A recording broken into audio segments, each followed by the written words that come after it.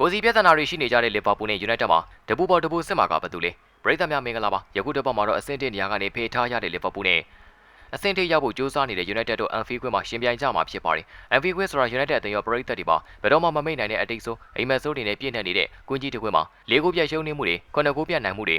9ဂိုးပြတ်ရှုံးနေမှုတွေကြုံတွေ့ရပြီးဒီကွင်းရ United အသင်းအတွက်လုံးဝမလွယ်ကူတဲ့ကွင်းတစ်ကွင်းမှာတခုခံတာက United အသင်း Anfield ကွင်းမှာလက်မြောက်ခဲ့ရတာတွေကနီးပြဟောင်းကြီးရာကန်ကလော့လက်ထက်မှာပြည်ပြီးနီးပြအန်ဆလော့လက်ထက်မှာတော့အရင်နှစ်တွေကလောက်ပြဿနာကြီးကြီးမားမားမရှိတော့ပါဘူး။မနေ့ကအိမ်ကွင်းမှာဂိုးပြတ်ရှုံးခဲ့တယ်လို့ဆိုပေမဲ့လည်းအဝေးကွင်း Anfield ကွင်းမှာငကိုးတီတရေကြခဲ့ပါတယ်။ဒါကြောင့်လည်း Anfield ဟာ United အတွက်အရင်နှစ်တွေကလောက်မခဲရင်တော့ပါဘူး။ဒါပြင်နောက်တစ်ချက်ကလီဗာပူးကကစားသမားအဝင်အထွက်တွေနဲ့အသားကျဖို့ရုန်းကန်နေရမှုတွေကလည်း United တို့တတ်တရရစေပြီးလီဗာပူးအသင်းဟာတိုက်စစ်ပိုင်းကအထက်နေရာတွေမှာကစားသမားအဝင်တွေအစားထိုးထားပေမဲ့လည်းအဆင်မပြေပါဘူး။ Luis Diaz, Jota, Darwin Núñez တို့နေရာအတွက် Ekitike, Isak, Florian Wirtz တို့အစားထိုးပေမဲ့လည်းအရင်ကစားသမားတွေလောက်အဆင်မပြေသေးပါဘူး။အစားပိုင်းမှာအဆင်ပြေတရားရှိပေမဲ့နောက်ပိုင်းမှာတော့အဆင်မပြေမှုတွေဇက်တိုက်ကြုံတွေ့နေရပါတယ်။လီဗာပူးအသင်းဘက်မှာပဲပြဿနာလားဆိုတော့တသင်းနဲ့မဟုတ်ပါဘူး။ United အသင်းဘက်မှာလည်းပြဿနာပေါင်း16000နဲ့ပါ။နီးပြားကစားလို့ကစားသမားတွေဆို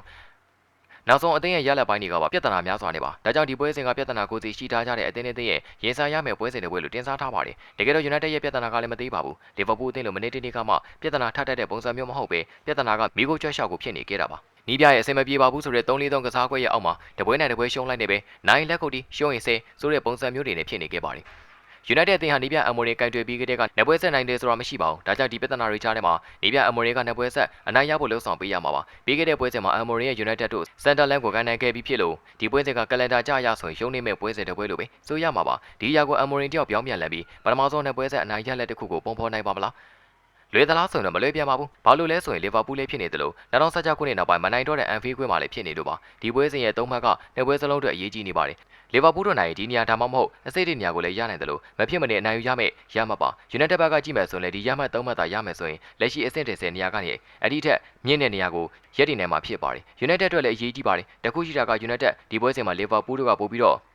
ကြာနာခဲ့ခဲလာမှာဖြစ်တယ်လို့လီဗာပူးဘက်ကပို့ပြီးတော့ပေါက်ခွဲအားပြင်းထန်နေပါလိမ့်မယ်ဖြစ်နိုင်ခြေရှိတာကလီဗာပူးရဲ့တိုက်စစ်ပိုင်းနဲ့ United ရဲ့ခံစစ်ပိုင်းအားပြိုင်မှုကိုမြင်တွေ့ရဖို့ရှိနေပြီးကုညာအန်ပွေမူနဲ့ဆက်ကိုတို့ရဲ့တံပြန်တိုက်စစ်နဲ့လီဗာပူးကိုပြန်ပြီးတော့တိုက်စစ်ဆင်ပါလိမ့်မယ်လီဗာပူးရဲ့ Anfield ကွင်းကိုနေ့ချိန်စာတို့ကို United တို့ချိုးဖျက်လာဖို့ဆိုရင်အရင်ပွဲစဉ်တွေကထပ်တော့မှကောင်းဖို့လိုပါတယ်လီဗာပူးတို့ကလည်းပို့ပြီးတော့အရင်ကတဲ့အင်စာလုပ်လာပေါ့အင်စာလုပ်ထားအောင်မှရမှာပါအပြေကတော့ဘယ်လိုထွက်ပေါ်လာမလဲပြောရခက်ပါတယ်ဘယ်သူနိုင်မလဲဆိုတာကိုစောင့်ကြည့်ရမှာဖြစ်ပါတယ်ဗီဒီယိုလေးကတလောက်ပါပဲနောက်နေ့ဒီမှာပြန်လည်ဆုံတွေ့ပါမယ်